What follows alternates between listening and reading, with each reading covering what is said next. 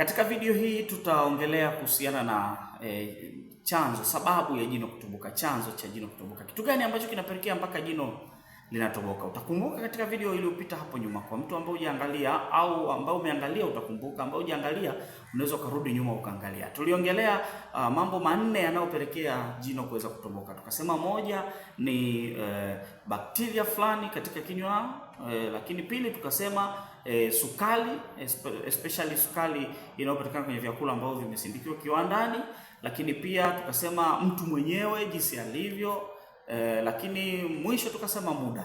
Na nikasema ya kwamba nitazungumzia hivi vitu kimoja baada ya kingine. Na katika video hii nakwenda kuongelea sasa kitu cha kwanza ambacho ni bakteria. Namna gani bakteria anasababisha meno kulika na kutoboka. Kwa kimsingi ni kwamba katika kinywa, kama ilivyo sehemu nyingi katika mwili wa binadamu na katika viungo mbalimbali vya binadamu, wako bakteria wengi sana katika kinywa wa jamii mbalimbali. Hawa bakteria wapo tu na wanaishi tu na hawasababishi maradhi, isipokuwa labda kuna mazingira fulani yanayoweza kuwa yametokea yamepelekea.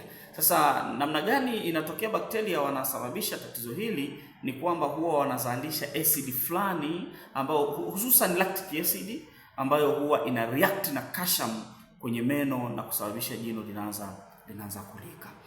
Hawa bakteria inakuwaje? Inakuwa ni kwamba hawa bakteria wanakuwa katika kinywa kama makazi yao, lakini sehemu ambayo kunakuwa na mabaki ya chakula kwa wingi, inaweza ikawa katikati ya jino na jino au katika magego juu au sehemu fulani ambapo mabaki ya chakula yanakaa kwa muda mrefu na hayavurugu kuondolewa.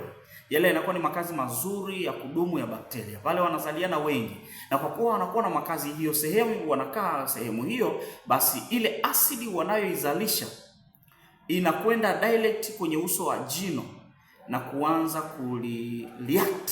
Maana inatokea ni chemical reaction kati ya hiyo asidi pamoja na calcium kwenye meno na madini mengine.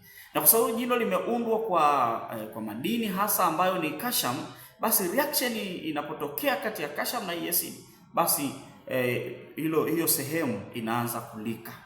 Inalika, inakuwa kama inaungua, inaanza kubadilika rangi na tabia na sifa, kwa sababu ni chemical. Kuna chemical properties ambazo zinatokea baada ya hiyo reaction. Kwa kinachotokea ni kwamba ile sehemu inaanza kuwa laini, inaanza kuchimbika taratibu. Ile acid kwa sababu ile sehemu, kwa sababu imekuwa rafu na kuanza kutengeneza tundu, mabaki ya chakula yanakaa kwa wingi zaidi katika hiyo sehemu. Na kwa sababu yanakaa kwa wingi zaidi, maana yake bakteria wanakuwa wengi na uzalishaji wa acid unaongezeka zaidi, na reaction kati ya acid pamoja na calcium ya meno inaongezeka. Kwa hiyo sehemu inaendelea kulika.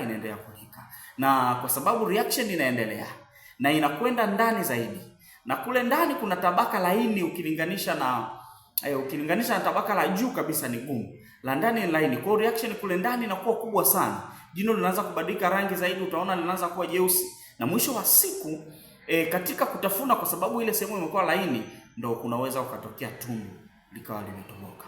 Kwa maana yake ile acid ndio inayokula jino, ni chemical reaction, lakini hiyo acid imezalishwa na hao bakteria ambao wamekuwa na makazi fulani katika kinywa chako. Kwa hiyo ndio maana tunasema bakteria ni moja ya kitu kinachopelekea jino kutoboka, kwa sababu bakteria wanazalisha acid ambayo iko reactive na madini yaliyoko katika meno yako. Kwa hiyo ndio factor moja ambayo nilitaka niseme siku ya leo niweze kukwambia. Katika video inayokuja nitakuambia kuhusiana na foods, vyakula, hususani vyakula vya sukari, ni namna gani vinasababisha jino liweze kutoboka.